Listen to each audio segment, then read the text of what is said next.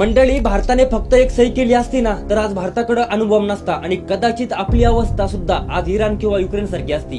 हे ऐकायला थोडं विचित्र वाटेल, पण ही काळ्या दगडावरची पांढरी रेघ आहे। जगातले मोठमोठे देश भारताला एका कागदावर सही करण्यासाठी अक्षरशः ब्लॅकमेल करत होते।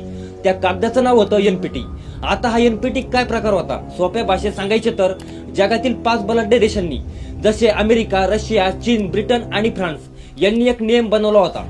1 जानेवारी 1967च्या आधी अणुबॉम्ब आहे, फक्त तेच देश तो ठेवणार, बाकी जगाने कधीच तो बनवायचा नाही आणि कधीच त्याची चाचणी करायची नाही। जेव्हा 1960च्या दशकात जगाने हा अन्यायकारक एनपीटी करार भारतासमोर आणला तेव्हा भारताचे पंतप्रधान लाल बहादूर शास्त्री यांनी यावर सही करण्यास ठाम नकार दिला।